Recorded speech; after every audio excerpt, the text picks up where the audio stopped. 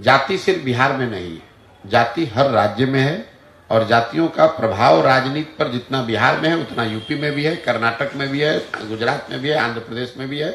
अगर आप ये नहीं जानते तो इस जानकारी को ले लीजिए। दूसरी बात, बिहार में हर व्यक्ति जाति पर ही वोट कर रहा है, इस धारणा से बाहर निकल जाइए। बिहार में भाजपा को जो वोट मिलता है, ज्यादातर लोग कहते हैं भैया भाजपा को नहीं मिलता है, भाजपा का सांसद तो मुखिया का चुनाव नहीं जीत सकता है, मोदी जी के नाम पर वोट मिलता है।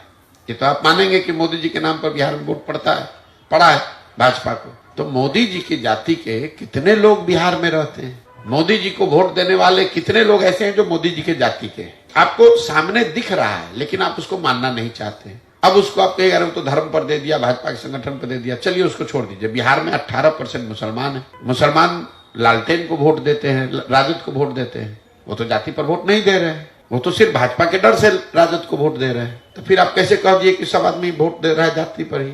मतलब मुसलमान बिहार में नहीं रहता है, 20% वोट वो तो जाति पर नहीं पड़ रहा है, वो भाजपा के डर से पड़ रहा है। बहुत बड़ा वर्ग एक ऐसा है जो भाजपा को सिर्फ इसलिए वोट देता है कि वो लालू जी को वोट नहीं दे सकता, उसको जाति से मतलब नहीं है, उसको इससे मतलब है कि हमको लालू को वोट नहीं देना है। तो इतनी आसानी से एक लाइन में चीजों को जब आप लोग बताते हैं, स्वीपिंग स्टेटमेंट अंग्रेजी में जिसको कहते हैं, अरे बिहार में तो सब जातीय पर होता है। मेरे भाई, इतना आसान होता तो जातियों का जो प्रोपोर्शन है, अनुपात है समाज में, वो तो घटता बढ़ता है नहीं। अगर 14% यादव है तो 14% यादव रहेगा। 20 साल पहले भी था, आज भी है। 18% अगर मुसलमान आज से 20 साल पहले था तो 0.5% बढ़ा घटा होगा, उतना ही है।